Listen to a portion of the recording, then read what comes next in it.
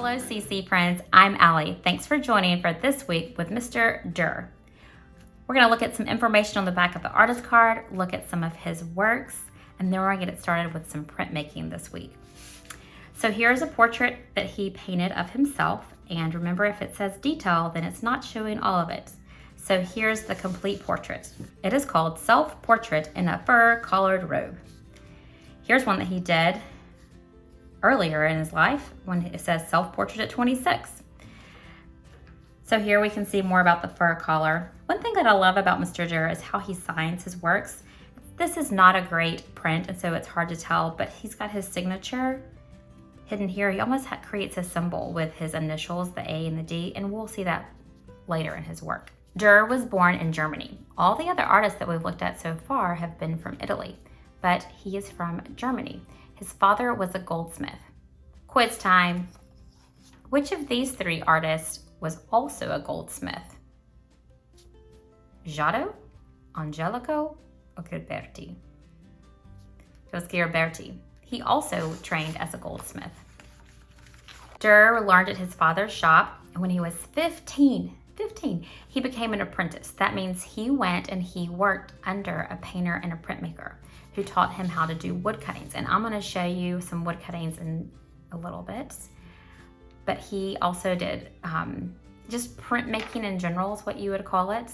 But wood cuttings, also did things with metal plates. He's the first non-Italian artist to become an international art celebrity. And he really helped to publicize himself. He left a good record of his life through a series of paintings of himself, correspondence, so writing back and forth to other people, and also a detailed diary. It's also notable that he's believed to have instigated the first lawsuit concerning copyright.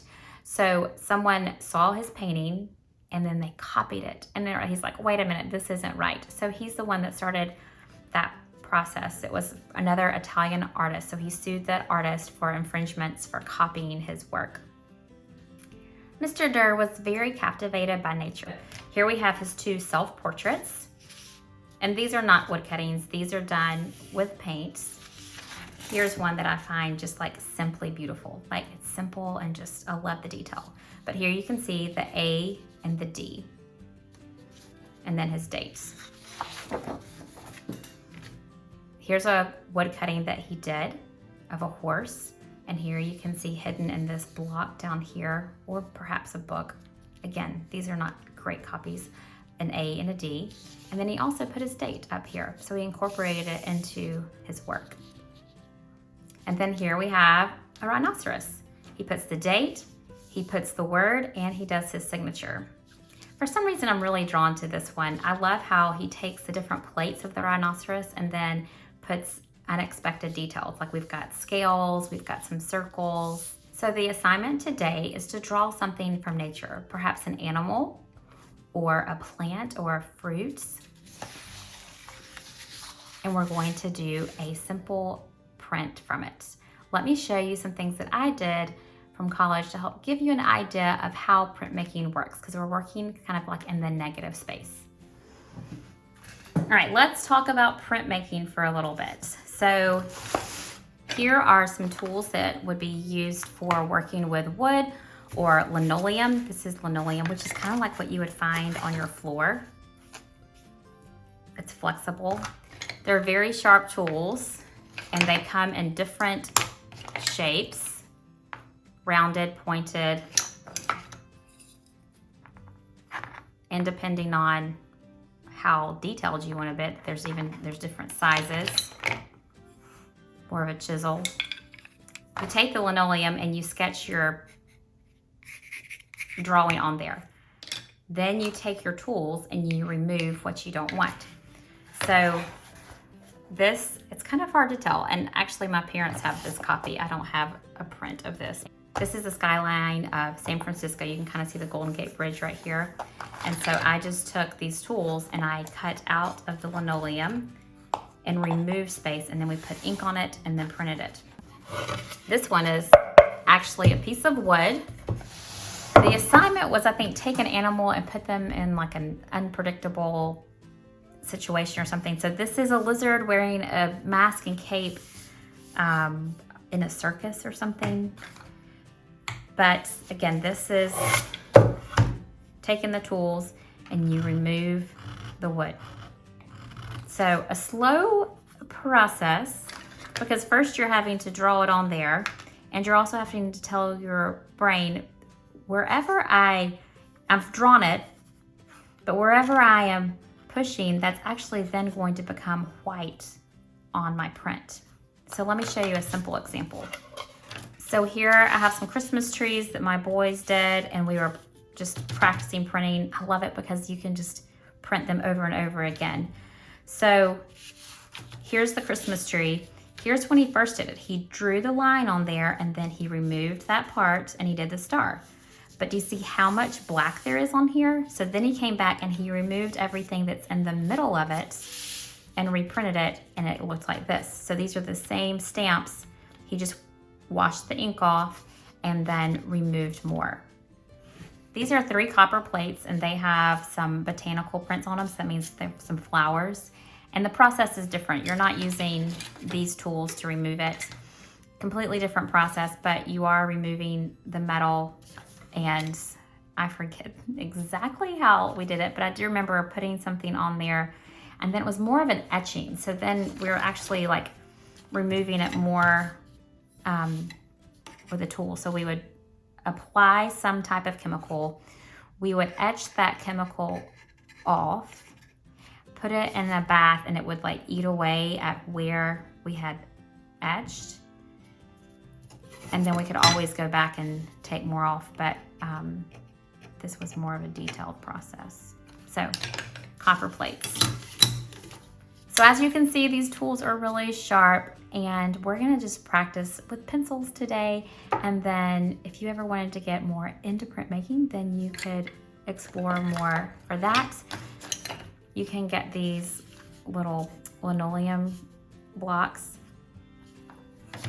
sketch on there, make simple stamps. It is a fun process, but it can be dangerous with sharp tools. So we're gonna be using styrofoam and a dull pencil to put our image on there. Let me show you some prints. This is of like a sun god. This week's history lesson is about the Mayans in Mesoamerica, and so they use the sun a lot in their images. So here I have my styrofoam on the back where I drew my image, pressed down, I put the ink, turned it over, and pressed it onto my paper. So anywhere I press down, then it appears white. With doing the printmaking, it's fun because you can take the ink off. You could do a new color ink. Today I'm just gonna be using black to simplify it, but it's fun to incorporate other colors if you'd like to as well. Simple animal, and we're gonna work on putting that initial just like he would put it into his work.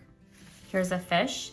The thing about printmaking is you usually have to print it several times. Maybe sometimes there's too much ink, maybe it's just enough, but you can keep adding or taking it off to kind of figure out how much you need. Here's the plate on the back. This was done 3 years ago, but I could take this off, put more ink on it, and then recreate this again. Here we have a shark. So think about an animal or some type of natural thing that you would like to do. Here's a few things that I sketched out that could work well for printing animals, plants, Mount Fuji. I got my inspiration from this book, which is How to Draw Almost Every Day. And it's just a sweet little resource. It's of a Japanese artist, and she does very simple steps, very much like Ed Emberley. But that's where I've drawn inspiration for some of these images. So these are 2 great resources for very simple step-by-step drawings with Mr. Ed Emberley and Kamo, K-A-M-O. I'll put a link to this. She has another one I'd like to check out, which is How to Draw Almost Every Animal, and that looks like a fun resource as well. So you're gonna take a styrofoam plate and you're gonna cut out the flat part. You decide what size. You could cut it out as a rectangle, you could do a circle, you could even do some tiny little baby ones. Then you're going to take your styrofoam on a scrap sheet of paper and you're going to outline it. I'm then going to draw my image in on here. Let's draw a few of these together. First, we're gonna draw a crab, and we're going to start with his body. So I'm going to draw somewhat of a square, but a little bit shorter at the top. And you don't have to have your lines perfect. Then I'm going to draw 2 V's. I'm gonna come from this corner and go up and draw a little V. Come up from this corner, go up and draw another V. I'm going to touch this point and bring it back down to here. And remember, pause the video anytime you need to, or you could have an adult draw some dots for you to make sure that you're connecting it where you like. Connect, connect. Same thing on this side. Let's draw his eyes, a line with a circle, a line with a circle, and then his legs. So 4 on each side. So it's kind of like an upside down V.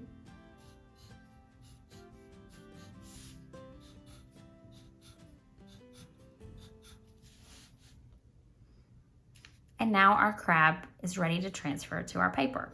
Now, Annie's part that is pressed down is going to be white. You may just want to cut this out. So cutting out makes it fit nice and tight on here.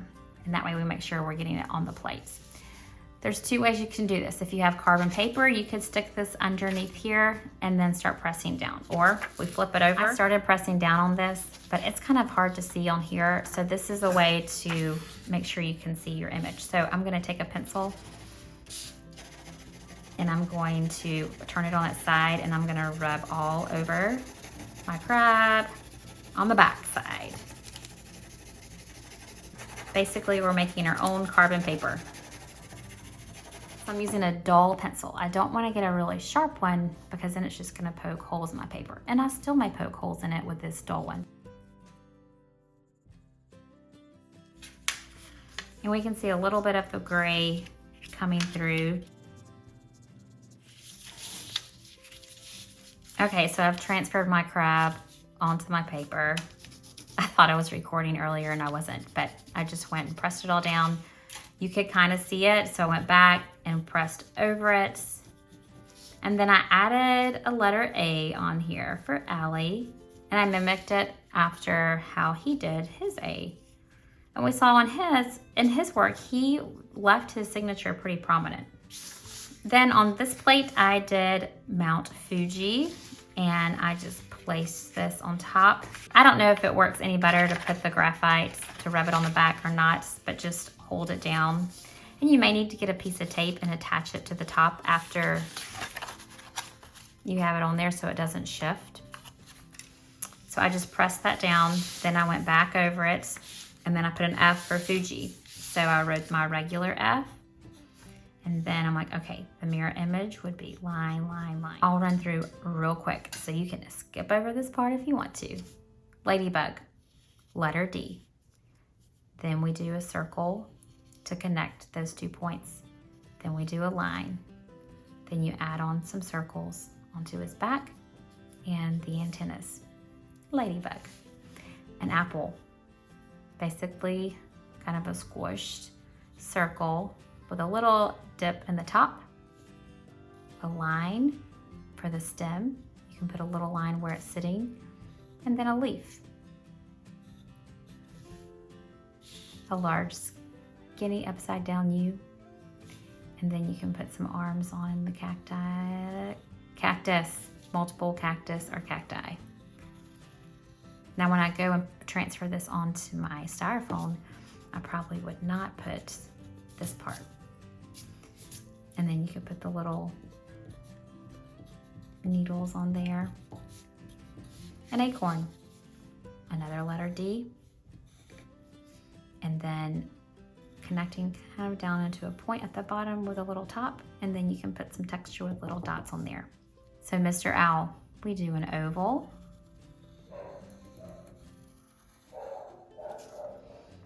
We do the upside down triangle and draw that into a flat oval with a dot and a dot. We draw his wings with curves on the left and right, and then we can give him his little ears. We can do his feet. We do one straight and then curve, curve, straight, curve, curve. If you would like him to look like he's on a branch, put a line going through those legs, and then you can add on some branches at the end. Now to the flowers. We're gonna do like the letter U with bump, bump, bump, bump, bump, and close that into a circle. Then we're going to do a straight line, curve it in, a kind of a curved line going down, and we're going to make it look like it's behind this leaf, so we're going to come on the others underneath it, and then let the flower be on top. And when you're drawing this on the paper, this isn't your final one, so if you need to do a little bit of erasing or go over your final marks, you could do that. For these two flowers, we do 3 bumps. 1, 2, 3. And basically we do 2 big clouds around 1, 2. Then we put a stem, straight line, and then touch that point and bring it back to the stem. To create more of this flower, draw a circle and then do some light marks going through. So like this, okay? So that's 1, 2, 3, 4.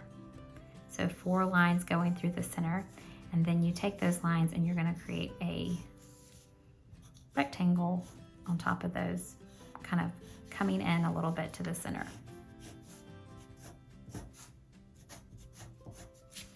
And then draw a straight line if you would like to anchor it with a stem. Okay, we drew crab, Fuji, and now Mr. Cat. First, we're going to start with a circle. Then we make him look like he's sleeping, like we've done with Mary. An upside down triangle, or excuse me, not an upside down, that was for the owl. A triangle with little curves at the bottom. Whisker, whisker coming out. We're gonna give him ears. We're gonna do kind of like the number 3, like 2 bumps at the bottom. And then we're gonna do a big circle for his body, touching his head, and then we're gonna come back down to his feet. So curve that around. And we're gonna do his tail. You could have his tail go in whichever way. Then you can add some markings on him. You could put a little mark on his tail, do one on his head, maybe some zigzags on the back. So those are some simple drawings of plants, animals, flowers, nature that you can put onto your prints. Now it's time to print. So grab any paper that you may have, colored paper, white paper. It doesn't need to be too dark. I'm just gonna use black to simplify it and change it up by changing my color of paper. And that way I can get a few different kinds of looks without having to wash my plates. Do you remember when we used these foam brushes and we used them for Ghiberti's tall doors? We're gonna do the same thing in the sense that we're gonna take this paint and we're gonna spread it out a little bit because we don't want the paint to be super thick. I'm just using this on a sheet of paper, then I can just throw this away and not have to wash it off. The paper's also absorbing some of the moisture, so then that way it's not going to be so drippy and it'll be a good consistency for the plate. Make sure that your surface is covered, and then you have protection on your shirt or whatever, because you're gonna get dirty. So I'm gonna take the black and I'm going to paint this on.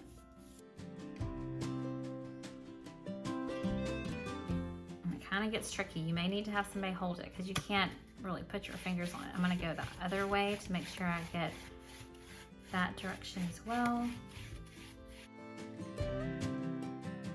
Lay my brush down.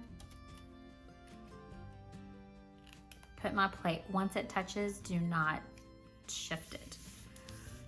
Rub your hands back and forth. Now this is called a brayer, and this is actually what we would use in printmaking to rub this through ink and then put it on the plate and then flip it over. But You can use it to smush it down. You could get a rolling pin from your kitchen, but your fingers will work too. Just nice even pressure. And then I'm gonna hold my paper, lift my prints, and there's my crab. I think it should be a little bit darker. So let's try that again. That's the thing with printmaking, is that you kind of have to experiment. So I would say you need to do at least 3 prints. And remember, you can save it and do it another day, another year. And that first one had no paint on it, so it's kind of giving our plate a good base coat.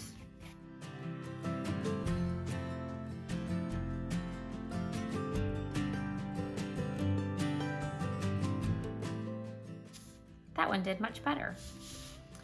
Now, you may not have time and community to go back and correct your plate if you want to, but you could take it home, rinse it off, and actually you should rinse it off and then take it home. But do you see how this is pressed down, but this is still showing a lot of black? So I could go back and I could use my pencil after I've washed it off and press it down some more, and then maybe try to get the crab to print better. So do several printings of it. Thought about printing this on red since it's a crab. You could do blue because there are blue crabs, or you could do it on white, and then after it dries, you could go back with a color pencil, a crayon, marker, and you could add in the color. That would be fun too.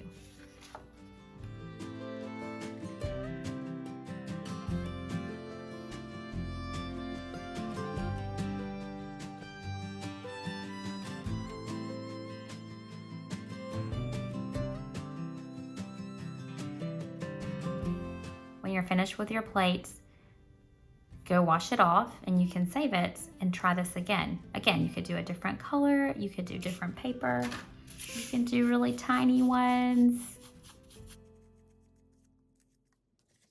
Have any of you ever tried to do a potato print where you can take just a potato and you can cut that into a stamp?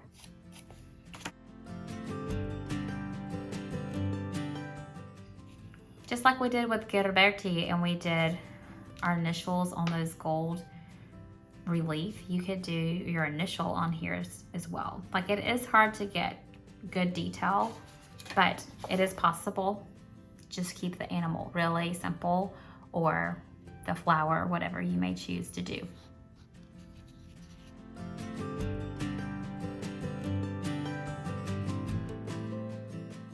In the end, you can just cut out the one that you think is the best one.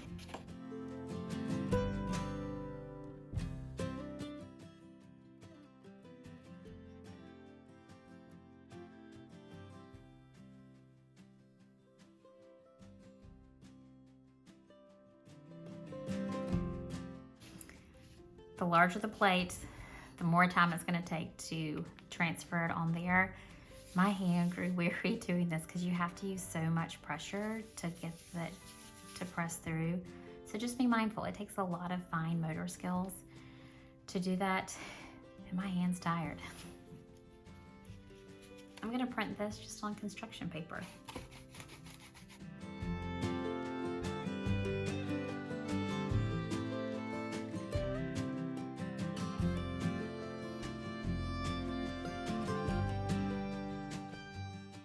Remember to write your name on the back. You could use maybe like a Sharpie so that you're not pressing down, because a pencil, you don't want to go against your image. So use a Sharpie that's not going to put any pressure on it and write your name. Thanks for joining CC Friends as we learned about Mr. Dürer today and we worked on our printmaking skills.